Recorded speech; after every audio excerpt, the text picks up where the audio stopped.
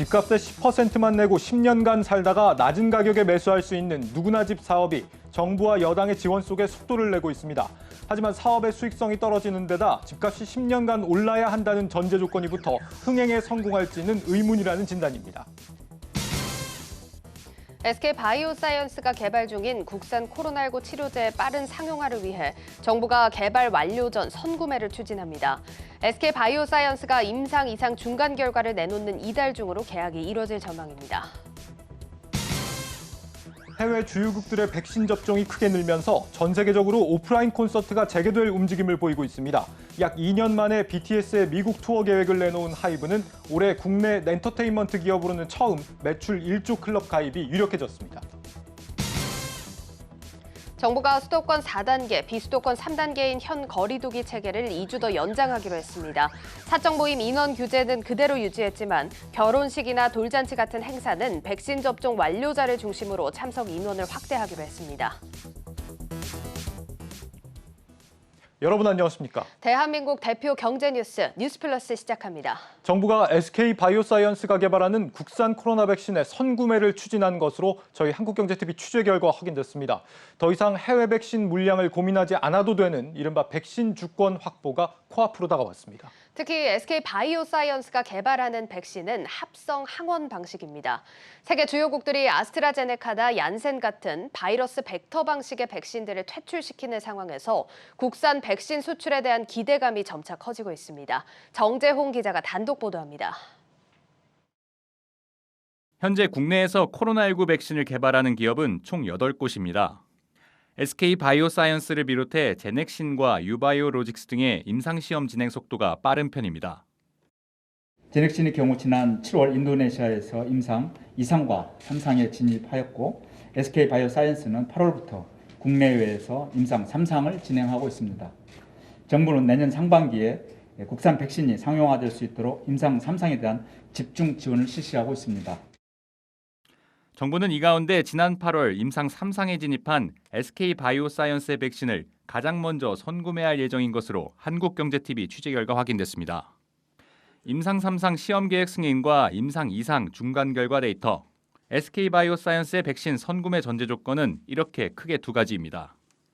이미 임상 3상에 진입한 SK바이오사이언스는 이번 달 임상 2상 중간 결과 데이터를 공개합니다. 이 데이터를 바탕으로 정부는 전문가 자문위원회를 열어 백신 선구매 계약을 추진하게 됩니다. 정부가 내년 국산 백신 선구매 예산으로 편성한 금액은 선급금과 잔금을 합쳐 약 2,400억 원입니다. 내년 부스터샷 용도로 이미 mRNA 백신 8천만 회분을 추가로 구매할 예정인 탓에 정부가 사들일 국산 백신은 1,000만 회분 정도에 그칩니다. 다만 코로나 장기화로 국내를 포함한 전 세계 코로나 백신 수요는 몇 년간 지속될 전망입니다. 실제 감염병 혁신연합으로부터 수천억 원을 투자받은 SK바이오사이언스는 국제 백신 공동 프로젝트를 통해 연간 수억 회의 물량의 백신을 전 세계에 공급할 계획입니다. 한국경제TV 정재홍입니다. 이렇게 백신 주권 확보 기대감과 함께 정부에서는 단계적 일상 회복, 위드 코로나 전환 움직임도 활발합니다. 오늘 관련해서 전문가들의 의견을 듣는 공개 토론회가 열렸는데 현장에 나가 있는 취재기자 연결해 상황 들어보겠습니다. 김수진 기자. 네, 저는 지금 공청회가 열리고 있는 양재동 L타워에 나와 있습니다. 네, 오늘 위드 코로나 전환에 대해서 전문가들의 논의가 다양하게 오갔다고 하는데 언제쯤 전환하는 게 적절할 걸로 의견이 모아지고 있죠? 네, 전문가들은 지금 당장 단계적 일상 회복에 들어가도 이상할 게 없다는 의견입니다. 늦어져 11월 중순에는 들어가야 한다고 설명하는데 더 늦어지면 5차 유행과 맞물려 내년 봄까지 일상 회복 진입이 어려울 수 있기 때문입니다. 네, 일상 회복에 들어가면 확진자 수가 증가할 위험도 있을 것 같은데 여기에 대해서는 어떤 의견들이 오갔습니까? 네, 방역이 다소 느슨해지는 만큼 환자 수가 증가하는 건 어쩔 수 없습니다. 그러나 많은 수가 무증상 경증 환자인 점, 코로나로 생기는 피해보다 사회 경제활동 제한으로 생기는 피해가 더 커질 수 있는 점, 국민 피로감 증가 등으로 전문가들은 사회적 거리두기에 의존하는 현재의 방역은 지속 불가능하다고 설명했습니다. 김윤 서울대 의대 교수는 국내 확진자 수는 적은 편인데 지금의 사회적 거리두기는 지나치게 강력하며 사회적 피해가 커지고 있다고 설명했습니다. 단계적 일상 회복에 들어가면 거리 두기보다 확진 검사, 접촉자 관리, 감염병 치료에 힘쓰게 됩니다. 매일 하는 확진자 수 발표도 없어질 가능성이 있고 백신 접종 완료자는 백신 패스 등 여러 이득을 보게 됩니다. 네, 그렇다면 확진자들은 앞으로 어떻게 관리할 것이냐도 중요한 문제일 것 같은데 지금처럼 무조건 격리시설로 들어가는 게 아니라고요. 네, 그렇습니다. 단계적 일상 회복의 시작과 끝은 의료체계 개편인데요. 개편에 위해서 먼저 종합병원에는 증상이 심각한 환자만 들어가고 무증상, 경증 환자는 생활치료센터가 아닌 재택치료로 전환하는 게 바람직하다는 의견이 나왔습니다. 실제로 정부는 오늘 무증상 경증 환자의 재택치료를 전국적으로 확대하겠다고 밝힌 바 있습니다. 환자는 점점 매우 위중하거나 증상이 거의 없는 두 가지 양상으로 나뉠 예정인데 생활치료센터는 단계적으로 없애면서 해당 인력을 점차 위급한 중환자에게 돌리면 의료 인력도 효율적으로 쓸 수 있습니다. 지금까지 단계적 일상회복 관련 공청회장에서 전해드렸습니다. 이렇게 위드 코로나 전환이 초읽기에 들어가면서 가장 기대감이 커지는 곳은 단연 엔터테인먼트 기업들입니다. 오프라인 콘서트 투어를 통해 막대한 수익을 기대할 수 있기 때문인데 특히 그룹 방탄소년단의 소속사 하이브는 엔터사 최초로 매출 1조 클럽 달성이 눈앞으로 다가왔습니다. 방서후 기자입니다. 글로벌 아이돌 BTS가 올 연말 미국 투어 계획을 밝혔습니다. 코로나19 팬데믹 이후 약 2년 만입니다. 업계에서 추산한 이번 공연 관련 매출은 약 370억 원.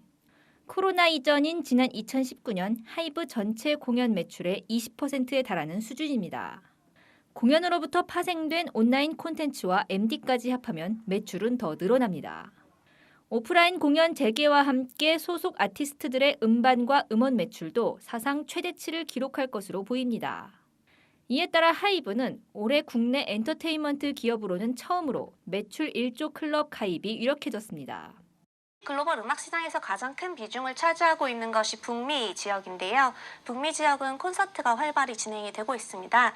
그래서 이번 BTS의 LA 콘서트에서 확인할 수 있듯이 글로벌 음악 시장의 중심지인 미국에서의 활동이 늘어나면서 콘서트가 실적에 기여하는 비중이 늘어날 것으로 기대합니다. YG 엔터테인먼트도 덩달아 웃게 됐습니다.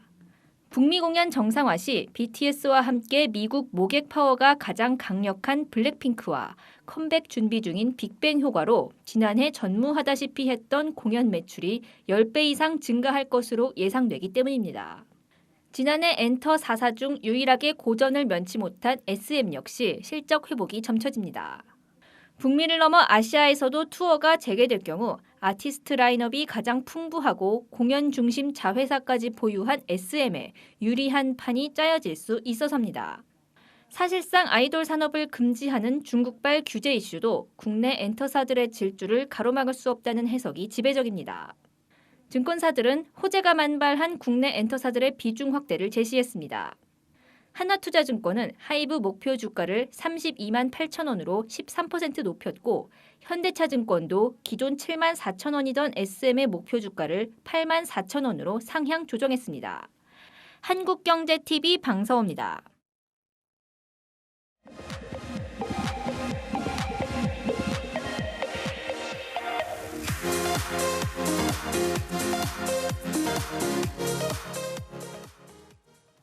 차트를 통해서 이번 주 증시 정리하고 다음 주 증시를 전망해보는 차트로 보는 증시 시간입니다. 금요일 증권부 지수희 기자와 함께 하도록 하겠습니다.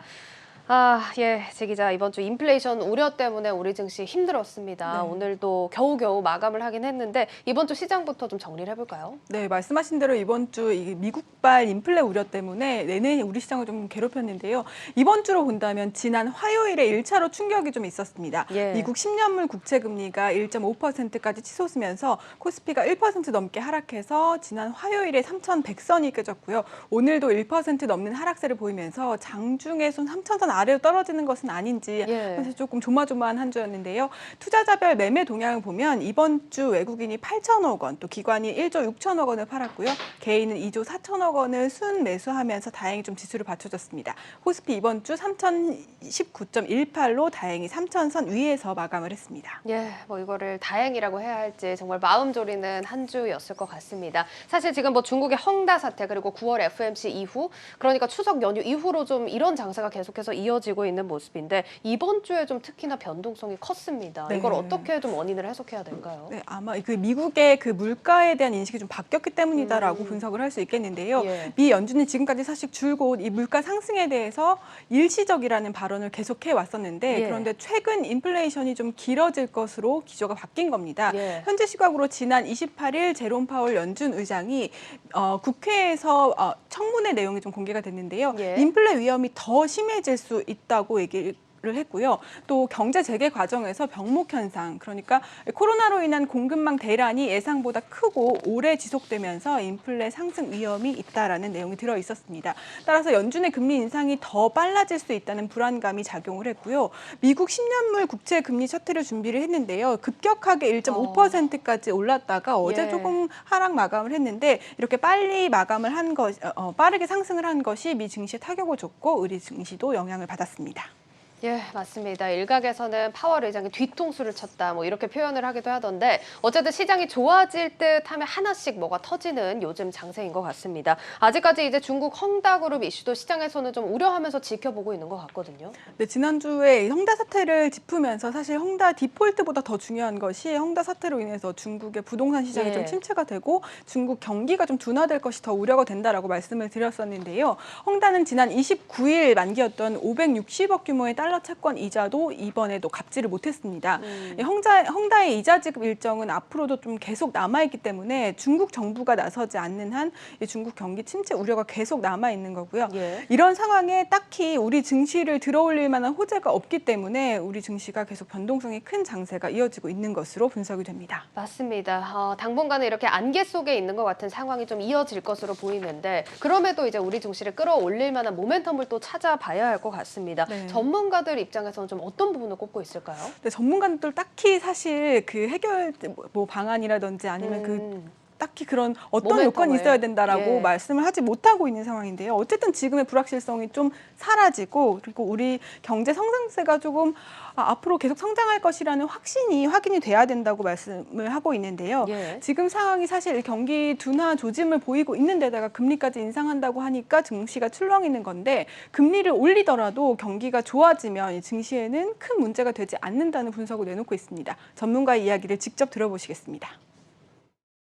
헝다 사태에 대해서 질서 있는 디폴트를 하거나 디폴트가 아니라면은 구제를 실시해가지고 중국에서도 나타나고 있는 문제를 어느 정도 해소하는 방법들도 될 수가 있고요. 델타 변이 확산세가 완화가 되면은 다시금 고용이 살아나면서 미국의 성장이 탄탄하게 나아질 수도 있겠죠. 그래도 여전히 기업의 실적이 좋다는 거는 성장세 자체가 굉장히 탄탄하고 델타 변이 악재들 때문에 좀 눌려 있는 부분들도 있을 수 있다. 이제 이렇게 해석하시는 분들도 있어요.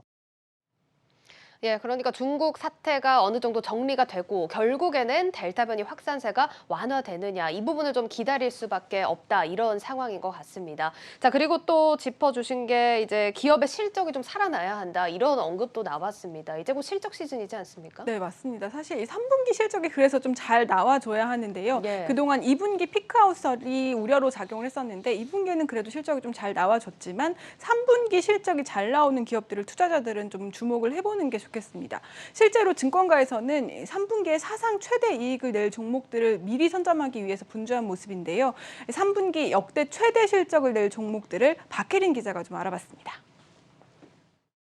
3분기 실적 시즌을 앞둔 우리 증시. 금융정보업체 FN가이드에 따르면 증권사 3곳 이상의 실적 추정치가 있는 상장사 246곳의 3분기 영업이익 전망치는 전년 동기보다 49%가량 늘어난 59조 6,100억 원을 기록할 것으로 집계됩니다.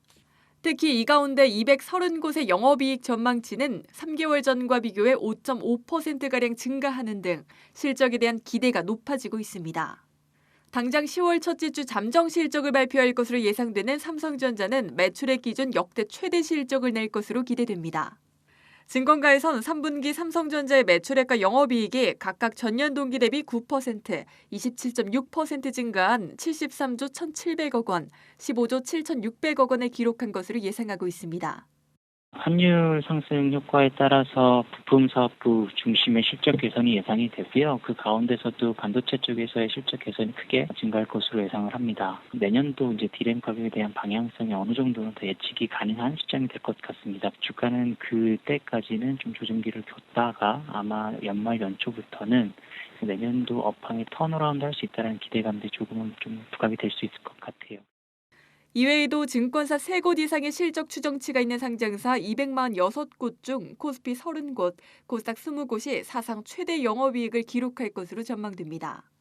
유가증권 시장 상장사 중 특히 현대제철과 효성첨단소재 등은 전년 동기 대비 영업이익이 각각 1,887%, 1,056% 급증할 것으로 기대됩니다.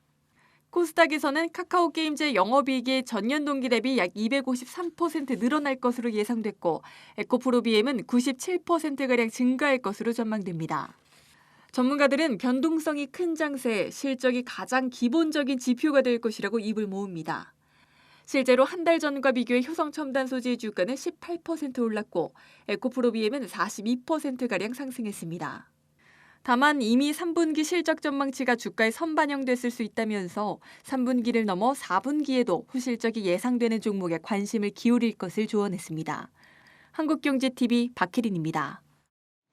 사실 이렇게 변동성 장세에서는 뭐 말씀을 해주셨듯이 이렇게 콘텐츠주라든지 개별 종목에 저희가 잘 투자를 하면 좋겠지만 개인 투자자분들은 좀 어려울 수 있다는 생각도 들거든요. 이럴 때는 좀 어떤 전략을 가져가는 게 좋을까요?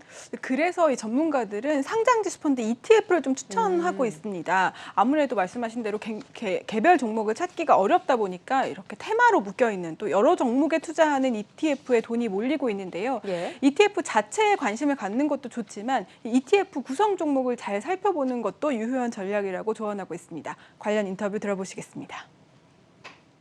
개인주자들이 보수적인 자금들이 들어와 있어요. 시장이 어려워서 뭘 사야 될지 모르겠어. 많은 전문가들도 그러면 ETF 사라. ETF에 속해 있는 종목들이 세요. ETF 자금이 가면 그 종목이 그 속해 있는 종목을 사는 거잖아요. ETF 안에 있는 종목들은 위주로 관심을 갖자. 네, 특히나 이런 장세에서 조금 더 안정적인 ETF 투자에 관심을 가져보시는 것도 좋을 것 같습니다. 자, 그럼 마지막으로 다음 주 주요 일정까지 확인해 볼까요? 네, 다음 주 가장 중요한 경제 지표는 미국의 9월 고용 동향입니다. 지난 8월 쇼크 수준의 고용 지표가 발표가 되면서 9월 수치가 조금 더 주목을 받고 있는 상황인데요. 시장에서는 48만 명 증가로 예상하고 있고요. 예상보다 개선세가 뚜렷해질 경우에 긴축의 속도가 빨라지는 근거로 작용할 수 있습니다. 그리고 미국의 정치적 일정이 여전히 봉합이 좀 안 되고 있는데요. 이번 주 통과될 것으로 보였던 부채 한도 유예 법안은 처리가 좀 뒤로 밀린 상태입니다. 그보다 먼저 시급한 임시 예산안 처리 여부, 그리고 증시에서 좀 희망이라고 할 수 있는 3조 5천억 달러 규모의 인프라 부양책과 관련한 논의 진행 사항도 지켜볼 필요가 있겠습니다. 이번 9월 고용 동향 특히나 연준에서 주목해서 볼 것이다. 이런 분석들 나오고 있고요. 지금 미국의 인프라 부양책을 기다리는 섹터들 너무나 많습니다. 논의 사항 어떻게 흘러가는지 추가로 또 지켜보시면 좋을 것 같습니다. 증권부 지수희 기자였습니다. 잘 들었습니다.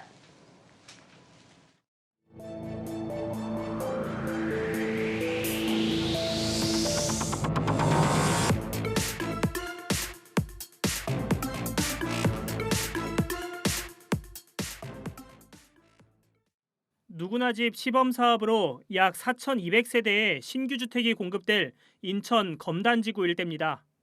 누구나 집 정책은 집값의 10%를 보증금으로 내면 이후 10년간 주변 시세보다 낮은 임대료로 거주할 수 있는 주거 모델입니다. 10년 뒤에는 입주 당시 정해둔 가격으로 분양받을 수도 있습니다. 누구나 집은 청년, 신혼부부, 무주택자 등 실수요자들에게 집값의 10%만으로 내 집 마련 기회를 제공하는 획기적인 주택 정책입니다. 하지만 사업 흥행에는 물음표가 붙습니다. 정부와 여당은 누구나 집 사업을 추진할 민간 사업자의 수익률을 5에서 10%로 잡았는데 10년간 사업을 이끌어갈 이들로서는 수익성이 좋지 않다는 평가입니다. 더군다나 집값이 떨어지면 임차인은 분양을 거부할 수 있고 사업자인 민간 건설사는 미분양분을 그대로 떠안아야 합니다. 현재 누구나 집 시범 사업에 참가 의향서를 낸 업체는 6개 사업 지역에 138개 업체. 초반 흥행몰이에는 성공했다는 평가지만 실수요층 인기가 높은 10대 건설사 중에서는 롯데건설만 유일하게 참가 의향을 밝혔습니다. 또한 참가 의향서 제출은 말 그대로 참가 의지를 밝힌 것일 뿐 수익 구조가 개편되지 않는다면 본 사업 신청에는 참여하지 않을 가능성도 높습니다. 민간건설사가 대출로 건물을 지은 이후에 임차에 들어오고 난 다음에 분양 때까지는 상당 기간이 그 원금 회수가 되지 않습니다. 가격이 만약에 하락한다면 손실 볼 가능성도 있고요. 상승한다 하더라도 임대차 보호법 때문에 5% 이상 임대를 올 수 없기 때문에 큰 수익을 낼 수 없어서 민간기업이 참여하는 데는 한계가 있지 않나 생각이 듭니다. 누구나 집 정책이 성공적으로 추진되기 위해선 공급자와 실수요자 모두의 눈높이에 맞출 정책 수정이 필요하다는 지적입니다. 한국경제TV 전효성입니다. 네, 민주당이 야심차게 내놓은 주택공급 사업 누구나 집, 이 실효성이 얼마나 되는지 부동산부 홍원표 기자와 따져보겠습니다. 홍 기자, 이번 사업에 참여하기로 한 건설사가 어디가 있죠? 이 대형사들은 뭐 거의 참여를 안 했다면서요? 네, 일단 대형사들은 대부분 지원을 하지 않았고요.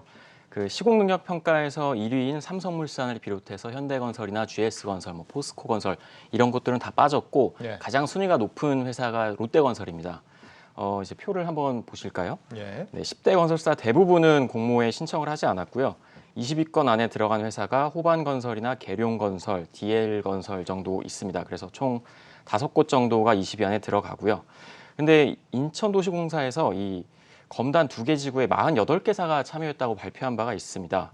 총 뭐 6개 지역에 138개 업체가 지원했다는 이야기도 있었는데 실제로 제가 명단을 하나 살펴봤더니 대부분이 중복 지원이었습니다. 그 검단 4개 지구랑 화성, 의왕 총 6개 지구에 지원한 건설사들이 총 27개밖에 되지 않았습니다. 그중에 21개사는 4개 지구 이상의 이제 중복 지원을 했고 13개사는 6개 모두 중복 지원을 했습니다. 그렇기 때문에 뭐 실질적으로는 그렇게 흥행이 됐다고 보기는 좀 어려운 상황입니다.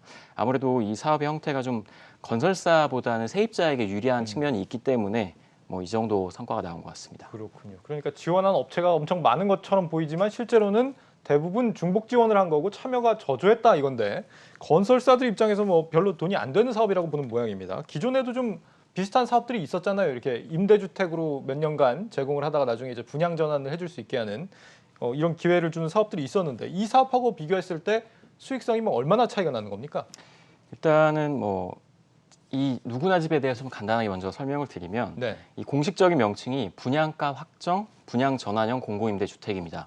그래서 10년 뒤에 분양을 전환을 해주는데 지금 시세와 비슷하게 분양가를 이제 정해놓고 그걸 세입자에게 그걸 확정시켜 주겠다 이런 건데 기존 임대주택은 분양 전환 시점이 한 10년 뒤 분양을 전환해주는 그 시점이기 때문에 보통은 우리나라 이제 부동산 가격이 계속 우상향을 했기 때문에 그 올라간 가격만큼 그 분양가만큼 건설사가 다 수익을 받는 구조였습니다. 10년 뒤에 가격만큼 수익을 분양을 쳐주는 분양가를. 그러니까 예를 들면 지금 뭐 동탄이나 뭐 저기 광교에 이제 이런 분양 전환하는 주택들이 있는데 그 주택들의 10년 전 가격을 보면 당시에 분양했던 가격 한 6억 정도인데 지금은 14억 정도 합니다. 그러면 단순 계산으로 한 가구당 8억 원 정도의 이익을 이제 건설사가 보게 되는 거죠. 근데 이제 그만큼 이익을 이제 건설사가 갖지 못하게 하고 그냥 세입자에게 돌려주겠다. 뭐 이런 게 이제 송영길 더불어민주당 대표의 이제 의지인데요. 그래서 이 분양 전환을 앞둔 단지들이 뭐 지금 시점에서는 이제 건설사랑 지금 입주해 있는 그 세입자들 간에 굉장히 분쟁이 많았기 때문에 이런 취지로 이제 발표를 한 것 같고요. 또 지금처럼 이렇게 저렴한 수준으로 정해놓고 10년 뒤에 전환을 하게 되는데 만약에 이제 집값이 하락한다 이러면 세입자는 그냥 분양을 포기하면 됩니다. 물론 이제 월세를 지불한 게 좀 아깝긴 하겠지만 그걸 포기하게 되면 그 리스크를 정부랑 건설사가 부담하기 때문에 이제 건설사 입장에서는 좀 불리한 구조고 세입자 입장에서는 크게 나쁘지 않다 이렇게 보시면 될 것 같습니다. 그러니까 이제 기존 방식은 10년간 집값 상승분을 건설사가 가져갔다면 이 누구나 집이라는 건 거의 대부분 입주민들이 가져가기 때문에 대형 건설사들이 참여를 좀 안 하려고 하는 이유 중에 하나가 이게 아닐까 이렇게 예상이 되는 것 같습니다. 그럼에도 지금 이제 중소형차들 같은 경우는 또 제법 지원을 했잖아요. 이건 또 어떻게 해석을 해야 되는 겁니까?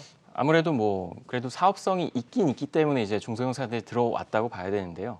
여기 이제 산정되는 사업 수익률이 대략 한 10% 정도로 결정이 되어 있습니다. 그러니까 예전 분양 사업처럼 뭐 엄청나게 큰 이익은 아니지만 결국 공급자가 손해를 보지는 않는다. 뭐 이런 구조라고 보시면 되고요. 아직까지 또 구체적으로 정해지진 않았지만 정부에서 건설사한테 인센티브를 좀 줄 이제 계획을 갖고 있습니다. 예. 그렇기 때문에 이제 중소형사들이 좀 참여를 한 거고 또 대형사에 비해서 중소형사들은 새로운 먹거리가 없습니다. 뭐 7, 8년 전만 해도 2기 신도시를 이제 본격적으로 공급을 했기 때문에 대규모의 택지 개발이 가능했는데 지금은 당장 그런 곳이 없습니다. 3기 신도시를 짓겠다고 했지만 실제로 이제 공사에 들어가는 거는 4년 이상 남았기 때문에 이제 중소형사들은 당장 먹거리가 없고요. 대형사들은 뭐 해외 플랜트나 뭐 국내 토목 또 주택 사업 이제 다양한 이런 포트폴리오가 있는데 중소형사들은 대부분 이제 국내 주택 사업으로만 이제 돈을 벌어야 하는 구조이기 때문에 이 사업도 돈이 충분히 가능할 거다 이렇게 판단을 한 것 같습니다. 예. 또 한 가지 추가적으로 설명을 드리면 중소형사들은 서울에 진입을 해서 어떤 브랜드 아파트를 짓기가 굉장히 어렵습니다. 대부분 이제 뭐 서울에 재건축 재개발하는 그런 건설사들은 뭐 우리가 흔히 아는 그런 브랜드들이 들어오기 때문에 중소형사들은 뭐 이런 2기 신도시나 어떤 수도권 입지에 본인들 브랜드 아파트 하나 짓는 것도 충분히 마케팅에 도움이 된다 이렇게 판단을 하는 것 같습니다. 그렇군요. 이 대형 건설사 참여가 저조하다는 말은 주민들 입장에서는 아파트 품질 면에서 좀 다소 아쉽다 이런 지적도 될 수 있을 것 같습니다. 실수요자들이 노려보기에 이 사업 청약 넣는 것 어떨 걸로 보입니까? 일단 뭐 가격만 보면 나쁘지는 않은 것 같은데요. 예. 가장 중요한 건 입지를 좀 봐야 될 것 같습니다. 일단 뭐 10년간 월세를 부담해야 된다는 건 분명히 이제 좀 손해를 보는 것처럼 보이겠지만 그래도 이 세입자들이 10년 뒤에 뭐 가격이 떨어지면 분양을 포기할 수 있는 그런 이점도 있고요.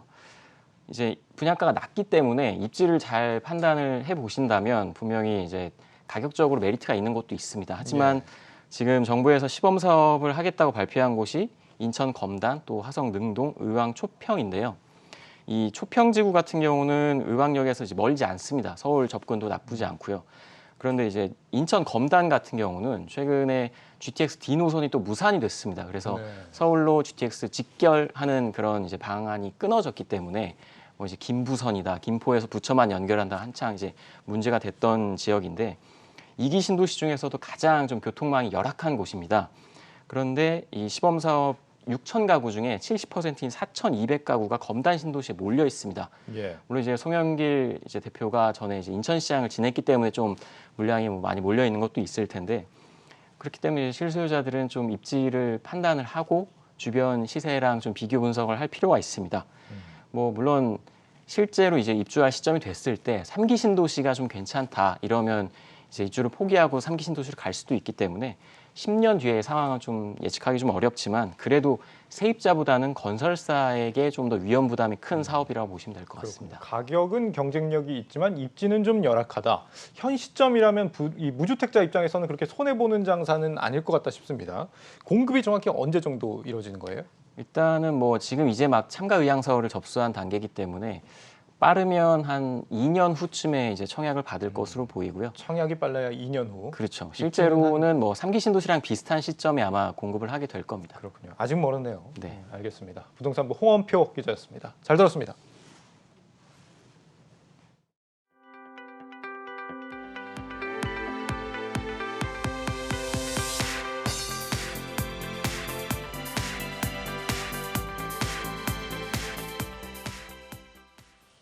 금융 정보를 외부 서버에 저장해놓고 자유롭게 사용하는 기술을 금융 클라우드라고 부릅니다.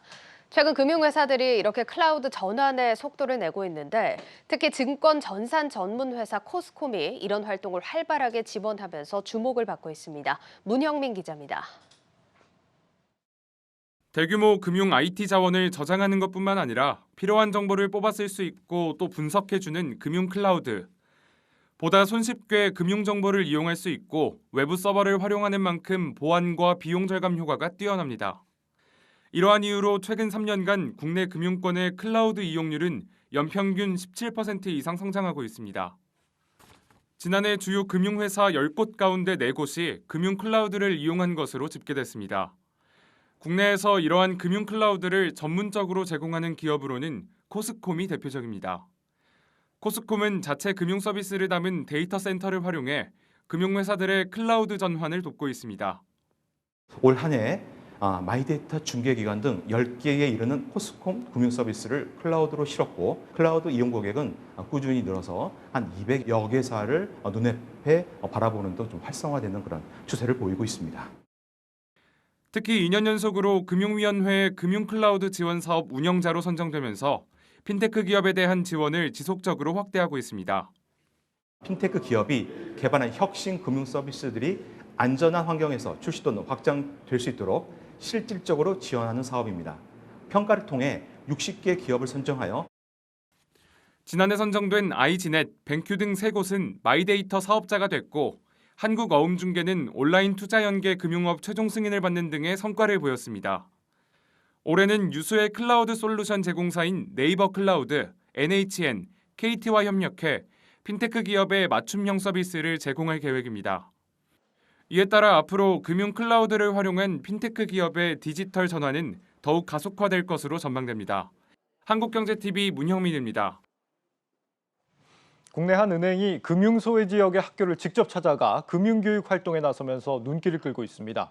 이를 위해 전문 강사까지 양성했는데 금융거래가 익숙하지 않은 도서 지역 어린이들이 지식을 쌓는 데 큰 보탬이 되고 있습니다. 전민정 기자입니다.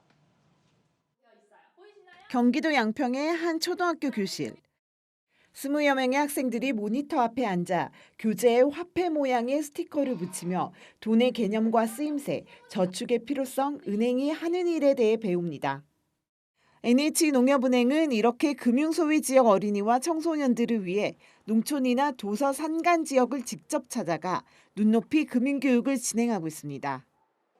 코로나19 확산으로 은행원 대복이나 통장 만들기와 같은 체험 활동은 하기 어렵지만 줌을 통한 비대면 교육 시스템을 만들어 금융교육을 받을 기회가 많지 않은 학생들로부터 큰 호응을 얻고 있습니다. 은행에서 하는 일이 많다는 걸 알았고 은행에 가서 실제로 제 통장을 만들고 싶어요. 용돈을 잘 모아서 저금해야겠다고 생각했어요. 사실 어릴 적부터 금융이라는 것에 관심을 갖기 시작하다 보면은 금융에 대해서 조금 더 쉽게 접근을 할 수 있을 것 같고요. 금융이 굉장히 복잡해지고 있습니다. 그러다 보니까 아이들한테 선행학습을 그때부터 진행을 한다면 성인이 돼서도 올바른 경제관념을 가진 학생으로 성장을 할 수 있을 거란 생각이 듭니다. 농협은행은 어린이와 청소년들이 올바른 경제인으로 성장할 수 있도록 돕고 농촌 지역사회에 대한 사회적 책임과 ESG 실천에 앞장서기 위해 맞춤형 금융교육에 적극 나서고 있습니다. 매년 평균 10만 명을 대상으로 체계적인 금융교육을 제공하는 전국 16곳의 청소년 금융교육센터를 통해 미래의 고객을 확보하기 위한 노력도 이어나간다는 방침입니다. 미래의 꿈나무인 어린이와 청소년들에게 양질의 금융교육을 제공하기 위해서 지속적으로 전문화된 금융교육 강사를 양성하고 전국의 청소년 금융교육센터를 더욱 활성화하여 어린이 청소년들은 물론 기업체 임직원, 일반인 대상으로도 지속적인 금융교육을 확대 실시할 계획입니다. 한국경제TV 전민정입니다.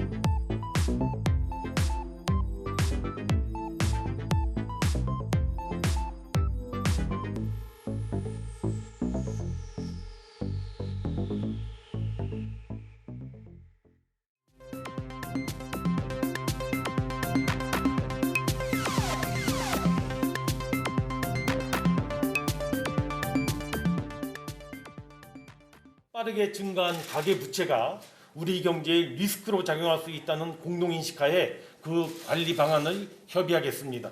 무엇보다도 가계부채 증가세를 최대한 억제하면서 최대한 억제하겠다. 정부의 고강도 대출 옥죄기에 은행들이 대축 문턱을 크게 높이고 있죠. 지난달 가계대출 평균 금리는 2년 만에 3%를 뚫고 올라갔습니다. 전세 대출, 잔금 대출까지 조이면서 가을 이사철을 앞두고 또 입주를 앞두고 돈을 못 구해서 어려움을 겪는 사례도 속출하고 있습니다. 우려도 그만큼 커지고 있는데요. 이 실수요자들의 내 집 마련 사다리마저 끊는 것 아니냐 이런 불만도 터지고 있습니다. 그런데 이와는 딴판으로 일부 공공기관들은 임직원들에게 저금리로 고액의 주택대출을 펑펑 내주고 있어서 특혜 논란이 커지고 있습니다. 오늘 경제 뷰포인트 시간에선 관련 내용 자세하게 짚어보겠습니다. 세종시 주재 조현석 기자 연결이 되어 있습니다.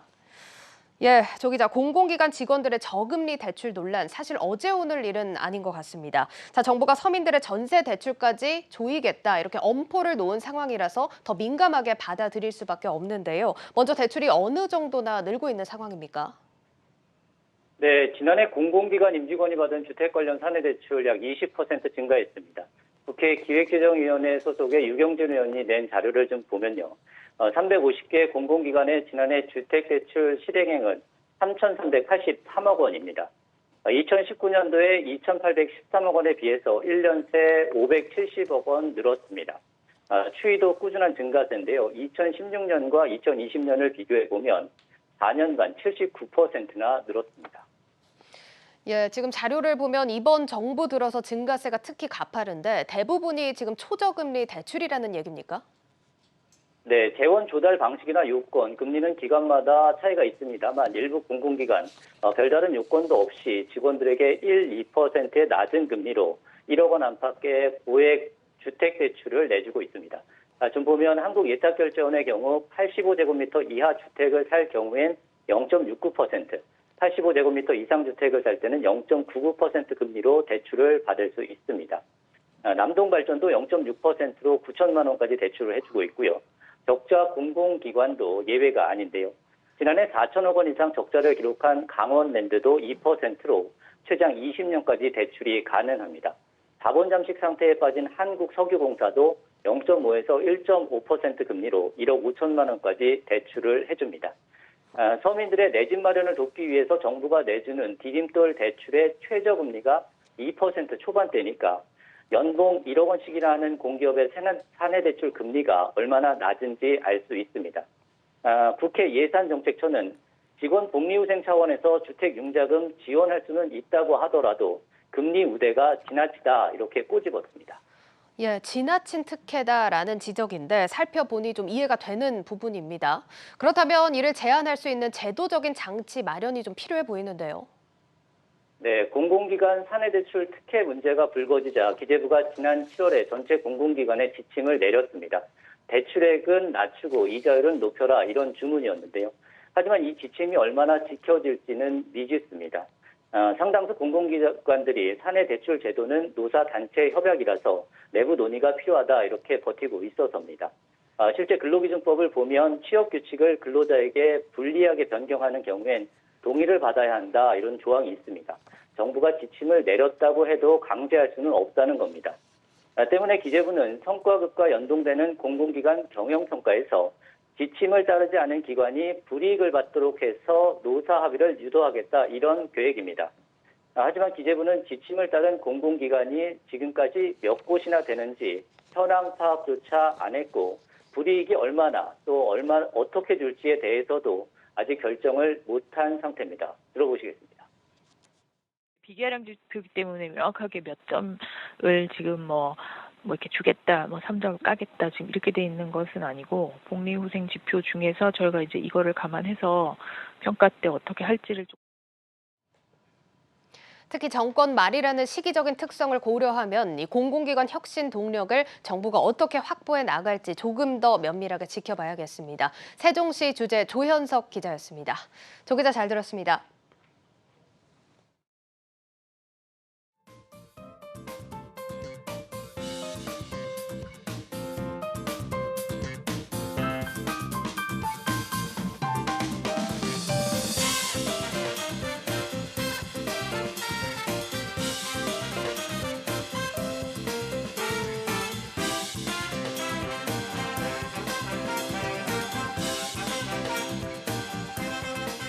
오토살론 위크는 자동차 애프터마켓 종합 전시회로 오시게 되면 다양한 자동차 애프터마켓 관련 품목들을 보실 수가 있습니다.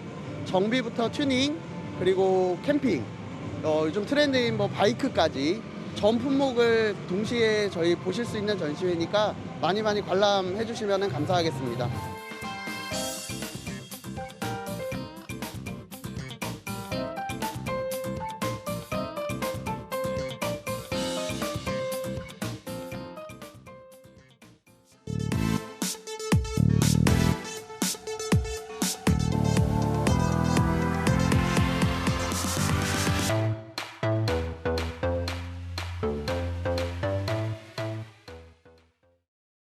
이곳은 서울 독립문입니다. 독립문이 있는 이곳 서대문구는 주거시설이 낙후되고 열악해 그동안 상대적으로 저평가를 받아온 지역 가운데 하나입니다. 하지만 최근 몇 년간 이곳 통일로를 중심축으로 무악재 넘어 홍제천까지 대규모 재건축 재개발 사업이 활발히 진행되면서 새로운 모습으로 변모하고 있습니다. 통일로와 홍제천은 대규모 정비 사업을 통해 도심 속 핵심 주거지역으로 변모하고 있는 서대문구의 중심축입니다. 현재 통일로와 홍제천이 만나는 T자축을 중심으로 홍제동과 홍은동, 연희동 일대에서 대규모 정비 사업들이 진행되고 있습니다.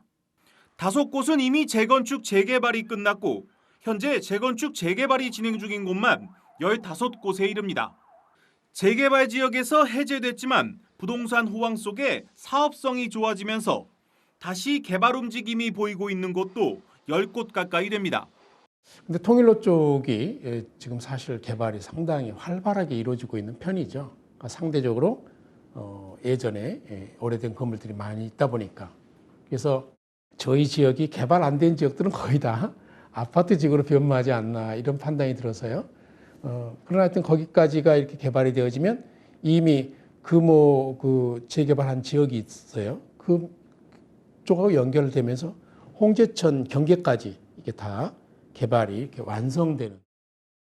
서대문구는 서울 도심 속에 있으면서도 무려 5개의 산을 끼고 있습니다. 예전에는 교통을 방해하고 개발을 막는 불편한 대상이었지만 이제는 그 숲과 산들이 주거지역의 가치를 높이고 있습니다. 이곳은 서울 안산과 인왕산을 잇는 무악재 하늘다리입니다. 이곳에서 보면 서대문구 개발의 중심축인 통일로 양옆으로 좌로는 안산, 우로는 인왕산이 주거지역을 병풍처럼 두르고 있습니다. 이처럼 서울 도심 주거지역임에도 숲과 산이 바로 맞닿아 있는 것은 서울 다른 지역과 다른 서대문구만의 경쟁력입니다. 개발 지역이나 재건축 지역이 대부분 다 보면 뒷면이 산인 경우가 태반이에요. 그래서 대부분 숲을 포함하고 있습니다. 통일로 축으로 되어 있는 쪽은 안산이나 인왕산이 양쪽에 뒤에 배경이죠. 거의 마포나 중구나 뭐 이런 쪽은 거의 산이 없고요. 이제 종로는 당연히 산이 있죠. 예, 뭐 북악산이나 뭐 북한산 이렇게 쭉 산이 있는데 주거는 하기 곤란한 공간이고요. 우리는 바로 주거지가 산과 다 연결되어 있는 공간이고 산이 5개거든요. 저희가 대부분 산과 가까운 지역들 중에 미개발된 지역들이 재개발이나 재건축 지역입니다. 서대문구 개발의 마지막 퍼즐은 이곳 홍은동 사거리를 중심으로 한 홍제권역 개발입니다. 통일로와 홍제천이 만나는 이곳은 그동안 여러 가지 이유로 10년 가까이 개발이 지연돼 왔습니다. 하지만 최근 부동산 호황 속에 사업성이 크게 좋아지면서 다시 개발의 조짐을 보이고 있습니다. 홍제권역 개발의 핵심은 이곳 3호선 홍제역부터 홍은 사거리까지 240m 구간을 지하도로로 연결하는 사업입니다.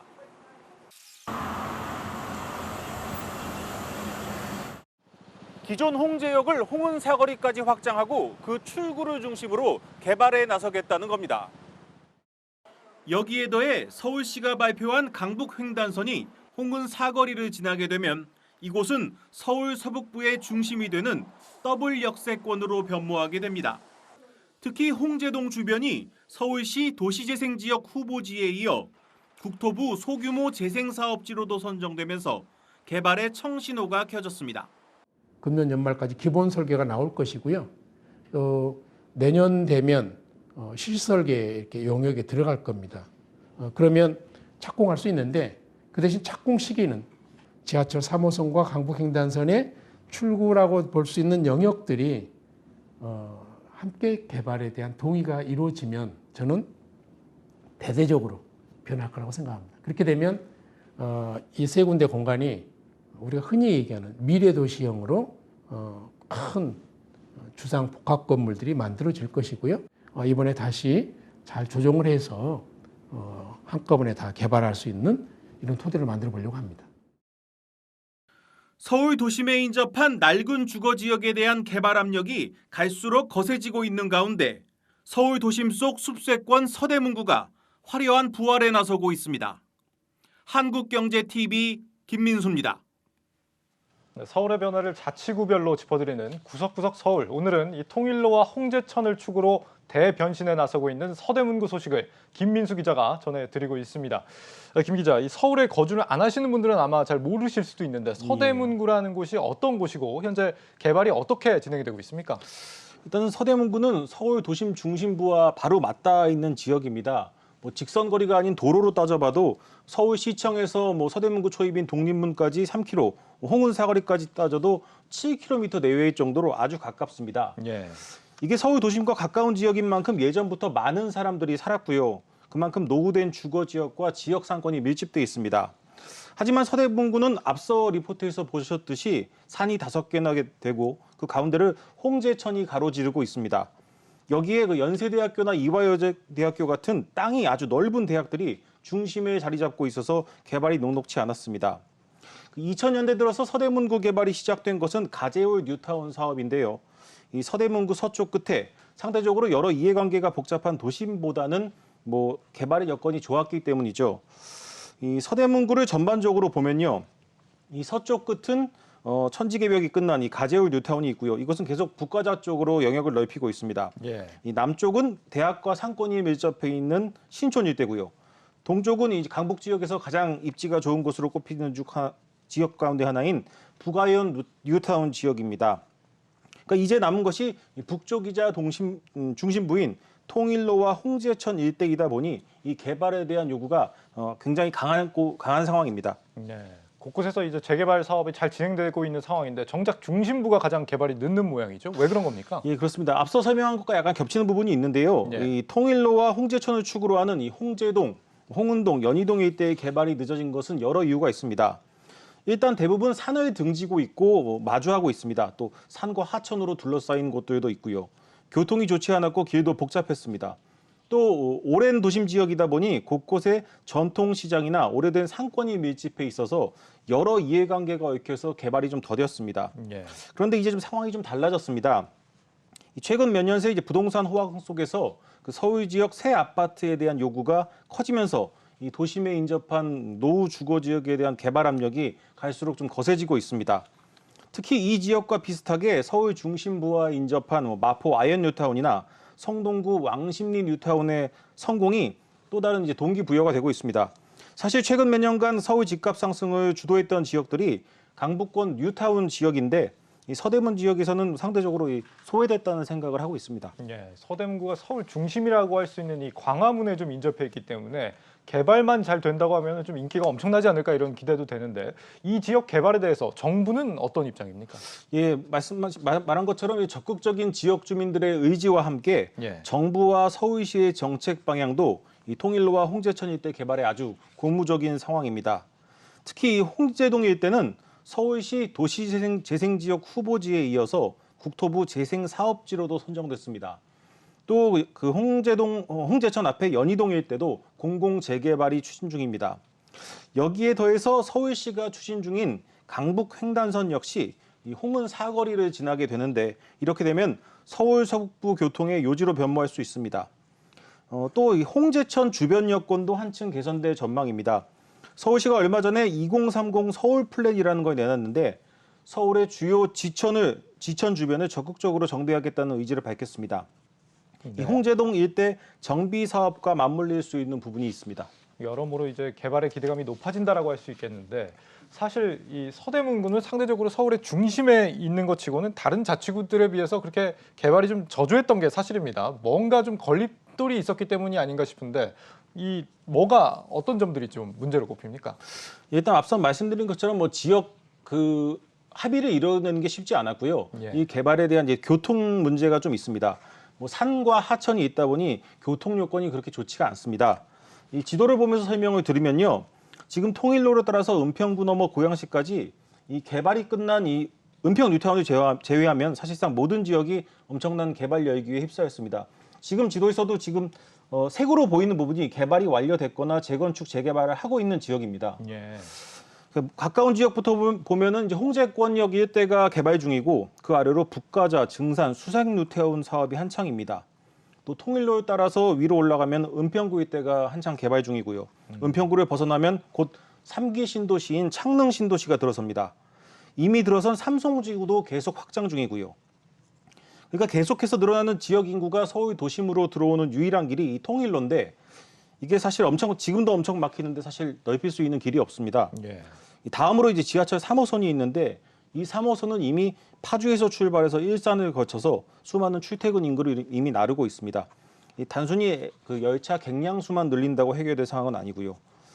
특히 이 홍은 사거리는 이 서울 남부에서 내부 순환로를 타고 도심으로 향하는 인구들이 모이는 곳인데 향후 이 지역에서 엄청난 병목 현상이 발생할 가능성이 높습니다. 그래서 서울 서부권을 넘어서 인접 경기도 지역 개발까지 고려한 종합적인 대책이 필요하다는 얘기가 나오고 있습니다. 또 다음으로 이 서대문구 개발에 아까 말씀드렸던 그 마지막 퍼즐인 그 홍대권역 개발을 위해서는 그 인왕시장이나 유진상가 같은 지역 상권 간의 합의가 굉장히 중요합니다. 예. 이 부분을 어떻게 풀어가느냐에 따라서 구체적인 개발의 큰 그림이나 사업의 속도가 결정될 전망입니다. 예. 이 녹지가 많아서 시민들이 굉장히 좀 선호할 만한 지역인데 앞으로 이 교통편까지 보강이 된다고 한다면 훨씬 더 쾌적한 서대문구가 되지 않을까 싶습니다. 부동산부 김민수 기자였습니다. 잘 들었습니다.